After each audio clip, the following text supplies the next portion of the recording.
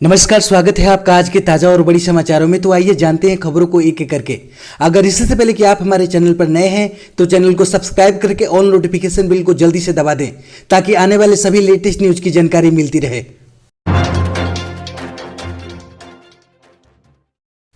SC/ST को promotion में आरक्षण पर बड़ा फैसला।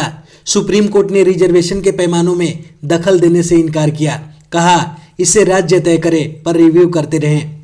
जी हां, आपको बता दें कि सुप्रीम कोर्ट ने शुक्रवार को SC/ST को प्रमोशन में आरक्षण पर बड़ा फैसला दिया है। सुप्रीम कोर्ट ने इसके पैमाने तय करने में दखलंदाजी करने से इनकार कर दिया है। सुप्रीम कोर्ट ने कहा कि हम ऐसा नहीं कर सकते हैं, यह राज्यों को करना चाहिए। सुप्रीम कोर्ट ने कहा कि राज्य सरकारें रिजर्वेशन तय करने से पहले इसका डेटा इकट्ठा करें। अदालत ने कहा कि सरकारें समय समय पर यह भी समीक्षा करें कि SC/ST को प्रमोशन में आरक्षण में सही प्रतिनिधित्व मिला है या नहीं। इस रिव्यू के लिए एक अवधि भी तय करनी चाहिए। इसके बाद कोर्ट ने यह भी कहा कि वर्ष 2006 में नागराज और 2018 में जरनैल सिंह मामले में संविधान के पीठ के फैसले के बाद सुप्रीम कोर्ट कोई नया पैमाना नहीं बना सकती है। केंद्र और राज्यों से जुड़े आरक्षण के मामले में अस्पष्टता पर सुनवाई 24 फरवरी से शुरू होगी।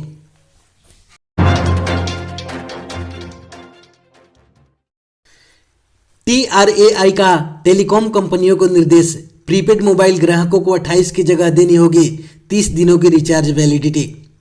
जी हां, आपको बता दें कि telecom regulatory authority of India यानी TRAI ने प्रीपेड मोबाइल ग्राहकों के हक में बड़ा फैसला किया है।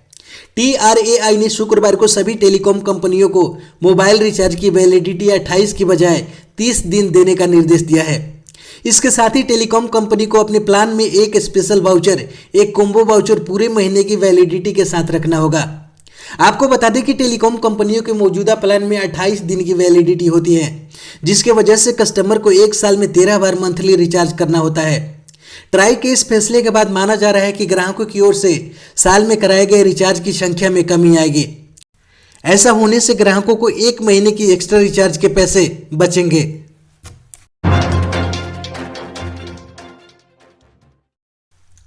ओला रैपिडो कर रहे हैं डेटा चोरी। ग्रैब टैक्सी या डेक्स गो और यूबर ने सबसे ज्यादा डेटा कलेक्ट किया। सर्फस्टार की स्टडी में हुआ खुलासा।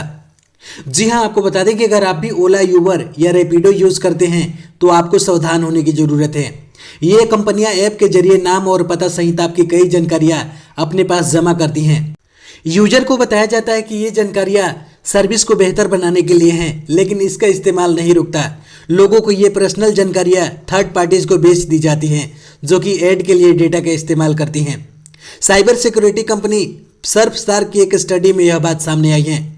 इस स्टडी में पता चला है कि ग्रैब टैक्सी या डेक्स गो और यूबर सबसे ज़्यादा डेटा कलेक्ट करती हैं। भारतीय कंपनी ओला भी इसमें पीछे नहीं है और डेटा जमा करने के मामले में 6ठे स्थान पर है। इस मामले में रैपिडो की स्थिति तुलनात्मक तौर पर ठीक है। रैपिडो भी अपने ऐप की यूजर की जानकारियां कलेक्ट करती हैं, लेकिन यह ग्रैब टैक्सी की तुलना में 10 गुना कम है।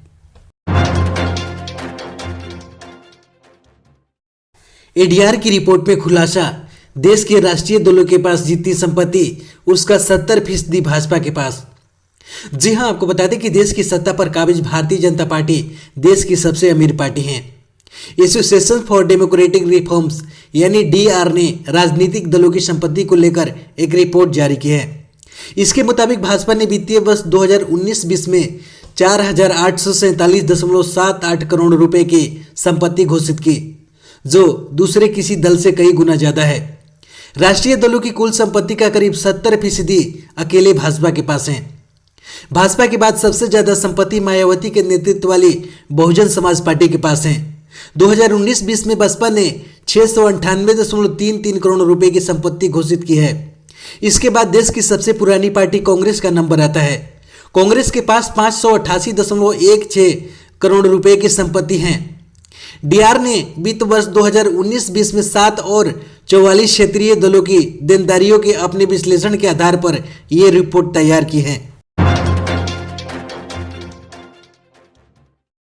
अब नियो को वेरिएंट से दहशत। वुहान के वैज्ञानिकों का बड़ा दावा। इस संक्रमण से हर 3 मरीज में से 1 की होगी मौत। दक्षिण अफ्रीका में मिला नया वेरिएंट। जी हां, आपको बता दें कि ओमिक्रॉन के बाद अब कोरोना के नए वेरिएंट नियो को ने दुनिया की चिंता बढ़ा दी है। वुहान के वैज्ञानिकों ने इसे लेकर बड़ा दावा किया है। इनका कहना है कि यह वेरिएंट दक्षिण अफ्रीका में मिला है। इसकी संक्रमण और मृत्यु दर दोनों ही बहुत ज़्यादा है। इसके हर 3 मरीज में से 1 की जान जा सकती है।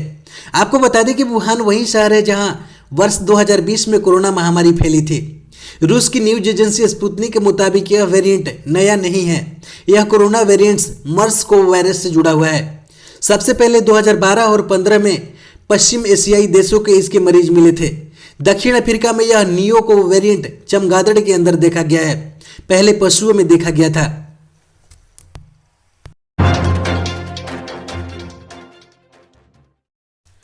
समाजवादी पार्टी ने प्रयागराज को लिखा इलाहाबाद। भाजपा ने कहा जो जिन्ना से करे प्यार वो मुगल निशानियों से कैसे करे इनकार। जी हां, आपको बता दें कि यूपी में विधानसभा चुनाव की तारीखों का ऐलान हो चुका है, जिसके बाद राजनीतिक पार्टियां हर विधानसभा में अपने अपने उम्मीदवारों का नाम का ऐलान कर रही हैं। तो वहीं बीजेपी सपा को घेरने का कोई मौका नहीं छोड़ना चाहती। भाजपा ने अपने आधिकारिक ट्विटर हैंडल से ट्वीट करते हुए लिखा, जो जिन्ना से करे प्यार वो मुगल निशानियों से कैसे करे इनकार। इसके लिए भाजपा ने समाजवादी पार्टी की सूची भी शेयर की, जिसमें उन्होंने प्रयागराज को इलाहाबाद लिखा है, जबकि भाजपा ने अपनी उम्मीदवारों की सूची में प्रयागराज लिखा है। इससे पहले आपको बता दें कि सीएम योगी ने अखिलेश यादव पर तंज कसते हुए ट्वीट किया। सीएम योगी आदित्यनाथ के ट्वीट कर लिखा, वे जिन्ना के उपासक हैं, हम सरदार पटेल के पुजारी हैं। उनको पाकिस्तान प्यारा है और हम माँ भारती पर जान न्यौछावर करते हैं। हमारे चैनल पर बने रहने के लिए बहुत बहुत धन्यवाद। दी गई जानकारी से अगर आप संतुष्ट है अथवा नहीं, अपनी राय कमेंट बॉक्स में जरूर दें। जय हिंद।